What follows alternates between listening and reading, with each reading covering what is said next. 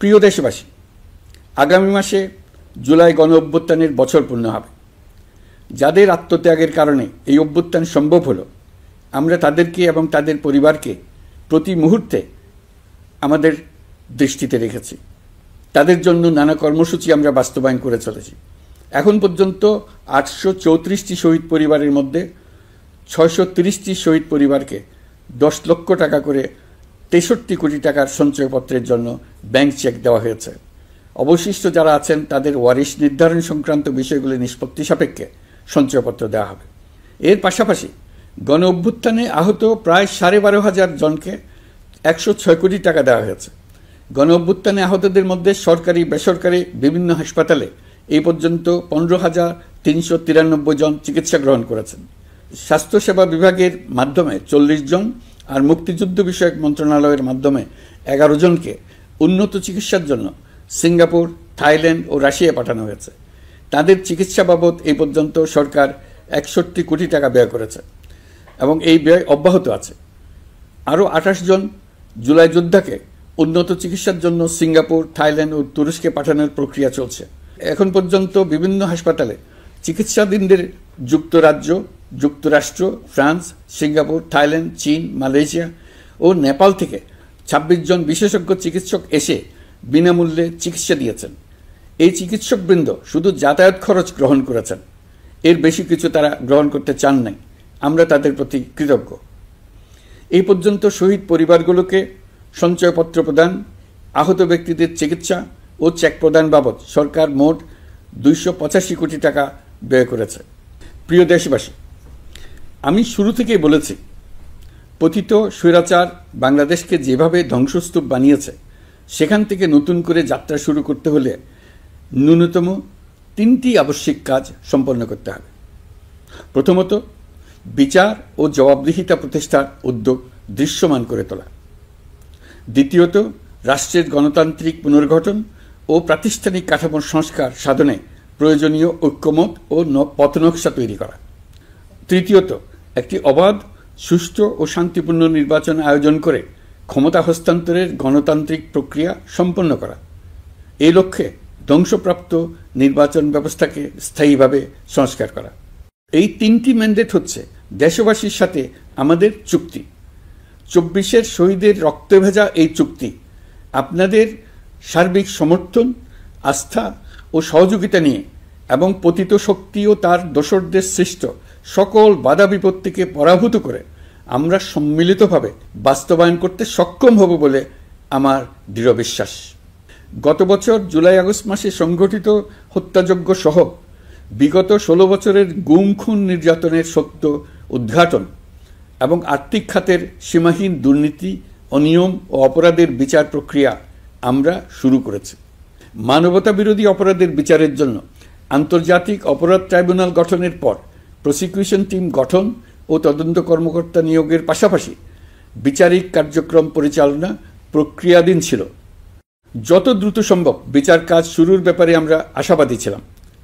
আপনারা জানেন, জুলাইয়ে সংঘটিত হত্যাযজ্ঞের বিচার ইতিমধ্যে শুরু হয়ে গেছে। বিচার কাজ যেন দ্রুত গতিতে সম্পন্ন হয়, সেজন্য সরকারের পক্ষ থেকে যত রকম সহযোগিতা প্রয়োজন আমরা তা দিচ্ছি। বিচারের জন্য আন্তর্জাতিক অপরাধ ট্রাইব্যুনালের এজলাস কক্ষ ডিজিটাল প্রযুক্তিতে সমৃদ্ধ করা হয়েছে।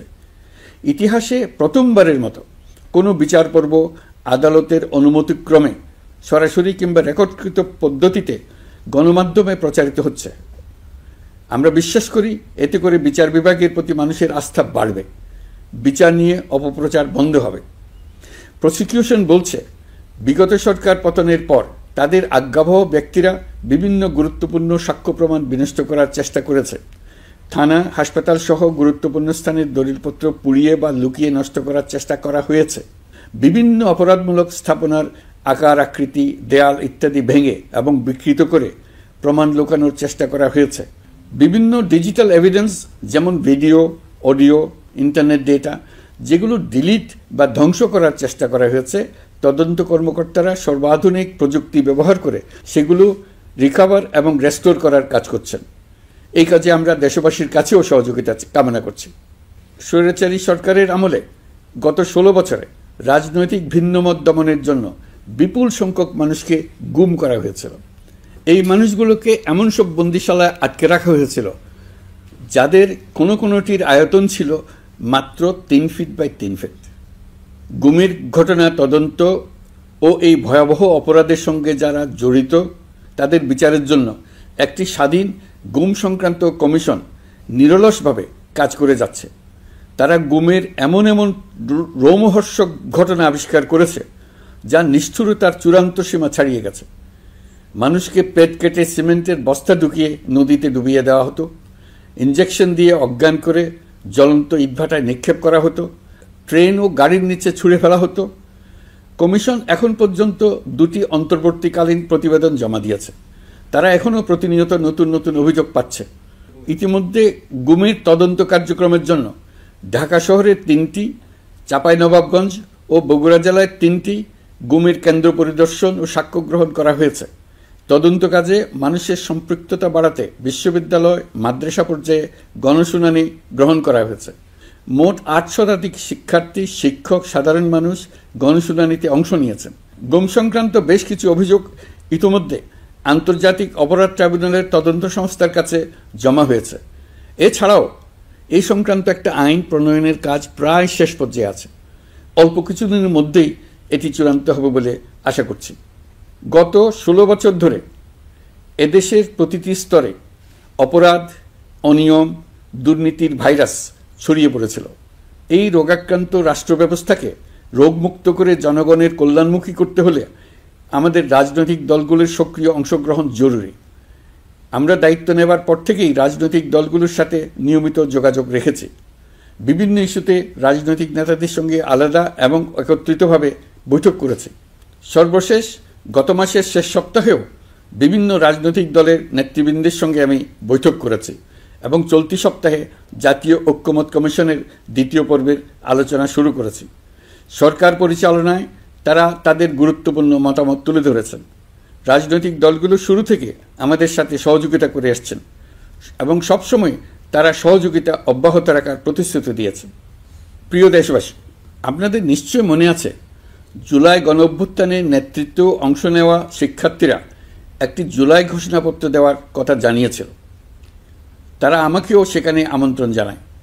আমি বলেছিলাম দেশের সকল রাজনৈতিক ব্যক্তিবর্গ, নাগরিক সমাজের প্রতিনিধি সহ অন্যদের সঙ্গে নিয়ে সকলে মিলে এই ঘোষণাপত্র দেওয়া ভালো হবে।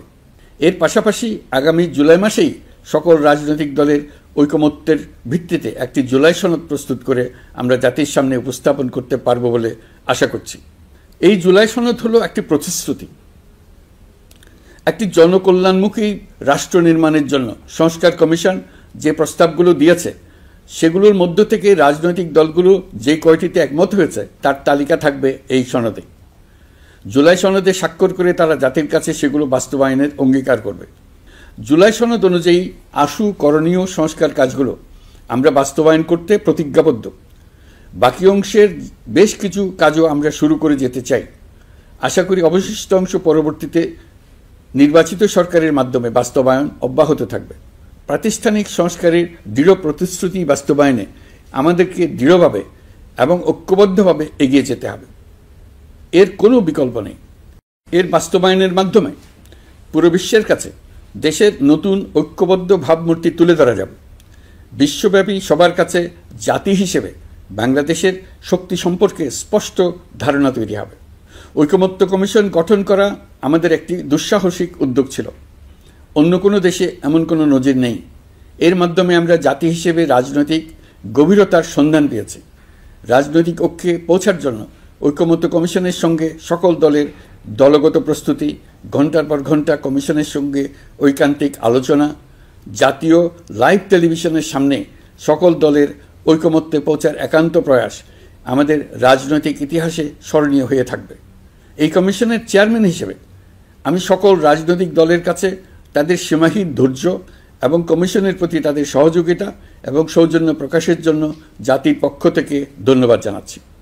আশা করি আমাদের অসমাপ্ত কাজ সমাপ্ত করে শিগগিরই পূর্ণাঙ্গ জুলাই সনদ তৈরি করে জাতির জন্য একটা নতুন পথ নির্দেশনা রেখে যেতে পারব। এই কমিশনের অভিজ্ঞতার মাধ্যমে দেশের যে নতুন রাজনৈতিক সংস্কৃতি গড়ে ওঠার সম্ভাবনা দেখা দিয়েছে, আগামী নির্বাচনের মাধ্যমে যদি সেটা বিকাশমানভাবে স্থায়ী রূপ দিতে পারে, তাহলে আমরা ভবিষ্যতের সকল রাজনৈতিক সংকট মোকাবেলা করতে সক্ষম হব।